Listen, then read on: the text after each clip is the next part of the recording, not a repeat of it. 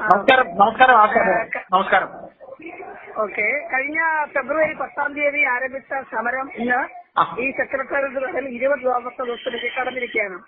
Honorarium വർദ്ധിപ്പിക്കുക, 29,000 രൂപ നൽകുക പ്രതിമാസം, എല്ലാ മാസവും കൃത്യമായി നൽകുക 5-ാം തീയതിക്കുള്ളിൽ. അതോടൊപ്പം അതിന്റെ മാനദണ്ഡങ്ങൾ പിൻവലിക്കണമെന്നും 62 വയസ്സിൽ വിരമിക്കൽ പ്രായം സർക്കാർ ഏകപക്ഷീയമായി നിശ്ചയിച്ചിരിക്കുകയാണ്. അത് പിൻവലിച്ചുകൊണ്ട് വിരമിക്കൽ ആനുകൂല്യമായി തുടക്കത്തിൽ 5 ലക്ഷം രൂപ പ്രഖ്യാപിക്കുകയും അതേ തുടർന്ന് വിരമിക്കൽ പ്രായം നിശ്ചയിക്കണമെന്നും അതോടൊപ്പം തന്നെ പെൻഷൻ നൽകണമെന്നും ആവശ്യപ്പെട്ടുകൊണ്ടാണ് ഞങ്ങൾ സംസ്ഥാന സർക്കാരിന് മുന്നിൽ സമരം നടത്തുന്നത്. ഈ സമരം തുടങ്ങി 2ാമത്തെ ദിവസം മുതൽ തന്നെ സർക്കാർ അവരുടെ ആക്രമണങ്ങൾ ഞങ്ങൾക്കെതിരെ ആരംഭിച്ചു. സംസ്ഥാന നേതാക്കൾ, ഞാനടക്കമുള്ള സംസ്ഥാന നേതാക്കൾക്കെതിരെ ജാമ്യമില്ലാ വകുപ്പ് പ്രകാരം ആദ്യം തന്നെ അവർ കേസെടുത്തിരുന്നു.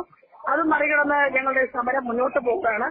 തുടർന്ന് ഞങ്ങളെ പിന്തുണയ്ക്കാൻ വന്ന doctor K G. Thara, Shri Joseph C Mathew, doctor M P. Mathai അടക്കമുള്ള പൗരപ്രമുഖരടക്കമുള്ള ആളുകൾക്കെതിരെ കേസെടുത്തിട്ടുണ്ട്. അതുകൊണ്ട് വിലപ്പോകാതെ വന്നപ്പോ അവർ ഓരോ PSS കേന്ദ്രീകരിച്ചും പണിമുടക്കിൽ പങ്കെടുക്കുന്ന ആശാവർക്കർമാരുടെ വിവരങ്ങൾ ശേഖരിച്ചുകൊണ്ട് നടപടികൾ ആരംഭിച്ചു.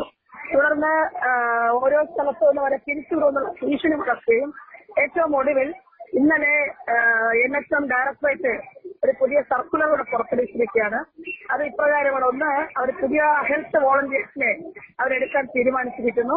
ആശാവർക്കർമാർ പണമുടക്കുന്ന സാഹചര്യത്തിൽ ഈ സേവനങ്ങൾ നഷ്ടപ്പെടാതിരിക്കാനാണെന്നാണ് അവർ പറയുന്നത്. പക്ഷേ അത് അങ്ങനെയല്ല, ഒരു പ്രതികാര നടപടി തന്നെയാണ്. എന്ന് മാത്രമല്ല, അതിനകത്ത് വളരെ വലിയൊരു ഗൂഢാലോചനയാണ്.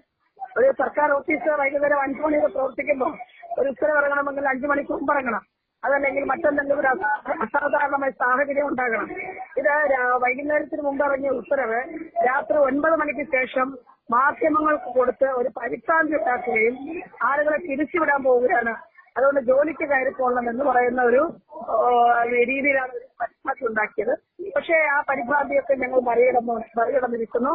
ഇനി എത്ര വലിയ തിരിച്ചുവിടൽ ഭീഷണി ഉണ്ടായാലും സമരം ചെയ്തുകൊണ്ടിരിക്കുന്ന കേരളത്തിലെ ആശാവർക്കർമാർ അത് 14 ജില്ലകളിലും സമരത്തിലാണ്, പണിമുടക്കിലാണ്. ഈ പണിമുടക്കിയിരിക്കുന്ന ഒരാളും തന്നെ തിരിച്ചു കയറില്ല.